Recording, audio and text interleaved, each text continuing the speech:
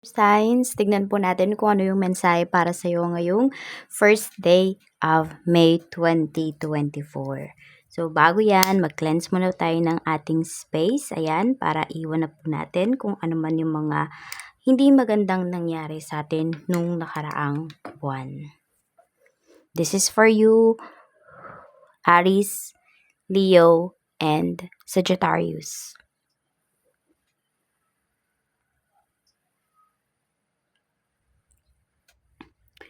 Tignan po natin ano ang mensahe para sa iyo ngayong buwan na ito.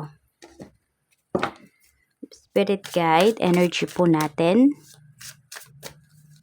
We have 10 of Swords. So, meron kayong mga dinaramdam. Some of you physically, some of you emotionally. May mga bagay po kayo dito sa buhay ninyo na sobra kayong nasaktan. May mga nag-betray sa inyo. Meron dito may naloko sa pera. So, parang feeling mo, ano na bang nangyayari sa life mo? Bakit parang nandoon na china-challenge ka talaga. Parang kahit anong iwas mo, may dumarating na problems. So, tignan natin. We have 2 of Swords. Meron ditong malaking desisyon para sa'yo ngayong araw. Ayan po. Pwedeng meron bang sale sa mall, merong sale sa kung anumang online shop yung pinupuntahan po ninyo, tapos natatempt kayo na bumili talaga. Natatempt kayo na umorder, na gumastos ngayong araw na ito. So, nandun yung temptations, pero nandun din naman yung pinag-iisipan po ninyong mabuti kung kayo ba ay bibili or hindi. So, tignan pa po natin ano pa yung mensahe, Spirit Guide. We have the Emperor. So, meron dito pwedeng mga tao na pwedeng uutusan ka or ikaw yung mag-uutos. Fire signs could be. Meron kasi dito pwede po na parang may sinasabi sa'yo. Could be a discussion, meeting, yun yung pinapakita dito. So, pwedeng may kakausap sa'yo dito. Or meron na nag-aano sa'yo, nagpa-pursue sa'yo dito, na mag-invest ka, ganyan. So, mag-iingat ka. Lalo na nagdadalawang isip ka na dito. So, ibig sabihin may red flag ka na nasisense. Kaya wag mo na sigurong ituloy. Kahit kapwa mo pa to, fire signs, yung nag-offer sa'yo. Check po natin ano pa yung mensahe pagdating naman po sa, ayan, 10 of Wands, pagdating sa family. So, may mga stress na kinakaharap pagdating sa pamilya. So, sabi ko nga sa inyo, parang umiiwas na kayo, pero ang dami pa ring dumarating dito na betrayal, na stress sa buhay po ninyo. We have Queen of Cups. So, meron naman dito sa family mo, parang relax na relax lang sila. Tapos, ikaw dito, halos di mo na alam kung ano yung iisipin mo, ano yung gagawin mo. So, medyo naiinis ka sa isang family member mo kasi parang wala lang sa kanya yung stress na pinagdaraanan mo. Or maybe, parang ikaw lang yung yung sumasalo ng mga stress sa family. Pagdating sa friends, we have Page of Cups. Ayan, some of you naman, pwedeng hindi naman kayo tong na-scam. Pwedeng kaibigan po ninyo. We have King of Cups. Okay. Nagsasabi ka dito sa mga friends mo, pero parang wala silang care. Yun pala yung nafe-feel mo. So, parang ganun din sa bahay, sa mga kaibigan. But parang walang nakakaintindi sa'yo. Yun yung mga tanong mo sa sarili mo ngayon. Fire signs. Natatanong mo, ito din ba yung binigay ko na energy sa kanila nung may mga problema sila? Kaya ganyan yung reaction nila na nagsasabi ko ngayon ng mga problems ko. So, napapaisip ka dito. We have the Star pagdating sa relationship. So, may reconciliation po dito. So, someone na nag-betray sa'yo, pwedeng babalik sa buhay mo yan.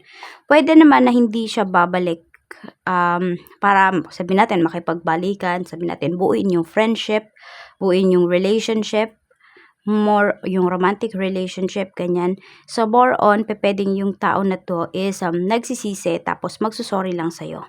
So, nasa sa'yo pa rin naman kung bibigyan mo ng access yung mga taong to sa life mo.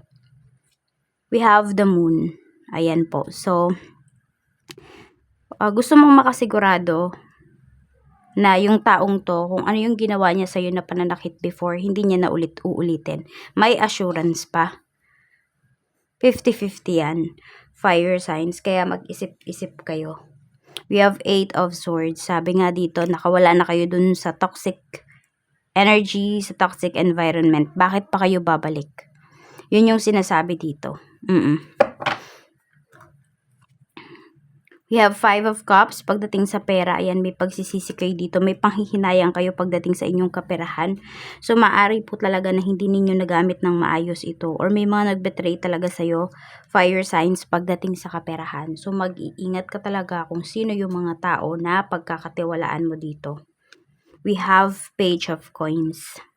Yung iba naman po sa inyo, maaring hindi kayo nasasatisfy pagdating sa kinikita po. Ayan. Meron din naman dito, pwedeng na-addict na kayo sa isang drinks. Kahit ano man po yan. Flavored drinks, alcohol, tea, milk tea, coffee. So, yung iba po sa inyo, ayan. Or meron kayo laging shop na pinupuntahan.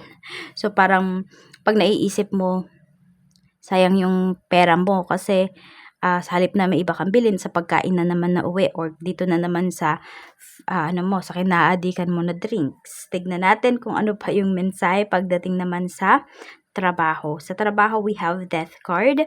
So, meron ba dito natanggal kayo sa work? Ayan po. Okay, meron naman hindi kayo natanggal sa work. Kung hindi, inoferan pa kayo dito ng another contract. So, ito din yun. Pwedeng kontrata din kasi to. Parang sa inyo lang kasi talaga nagtitiwala. Kaya po yan, bibigyan pa kayo ng other or another contract. Kahit mag-vacation po yung iba sa inyo. Meron ako nakikita dito. Kayo lang talaga yung gusto para dun sa position, sa certain position na yon. Tapos meron din ako nakikita, some of you, may pag-grow po pagdating sa inyong career. Kaya, tuloy nyo lang yung mga ginagawa ninyo dito. Huwag kayong mapapagod. Huwag kayong hihinto. Sa business naman, we have justice. Meron tayong 3 of coins. May pag-uusap po dito. Medyo mag-ingat lang kasi baka may turuan na mangyari. So, di ko alam kung may magre-recommend sa business mo, fire signs, tapos yung tao na yon pag nagkaroon ng problema, or pwedeng problema yung dala ng kliyente na ibibigay niya sa'yo, yung ire-recommend ba niya sa'yo, tignan mong mabuti kung dapat mo bang tanggapin yon. Kasi, kayo naman, kaya nyo naman kahit walang nagre-recommend po sa inyo. Kasi, may mga solid customers naman po kayo at kilala naman din yung business po ninyo. So, ayun lang, pwede naman na hindi sakit sa ulo yung kliyente na ibibigay ng taong to. Pwede po na, yung mismong nag-recommend sa'yo, yun yung sakit ng ulo. Ibig sabihin, pwedeng hindi paninisi yung nakikita ko dito eh. Parang pagmamalaki niya, kaya ka nakakuha ng ganitong big transactions ay dahil sa kanya. Ganun yung nakikita kong energy towards this person. Oo. Tignan natin kung ano pa yung mensahe. Mensahe pa po natin, spirit guide, blessings natin for fire signs ngayon. We have a blessing for good work. Sabi ko nga, may pag-grow talaga sa inyong trabaho, sa inyong negosyo. We have a blessing on your boundaries.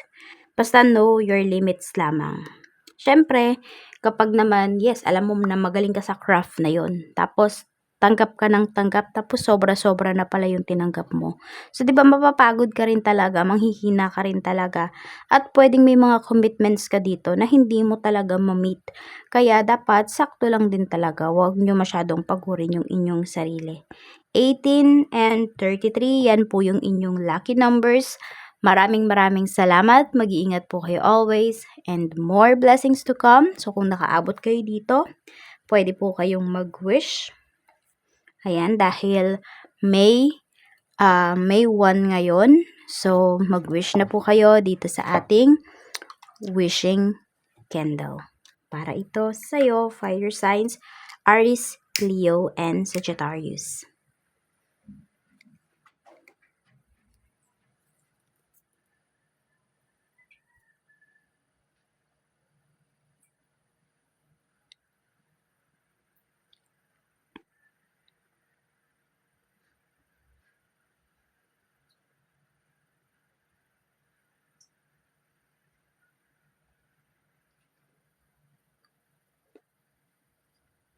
Maraming salamat po sa walang sawang pagsuporta din niyo dito sa aking channel. Mag-iingat po kayo always. More blessings to come. And maraming salamat po sa hindi nag-i-skip ng ads. Sabay-sabay na po nating i-seal itong ating wishing candle. 1, 2, and 3.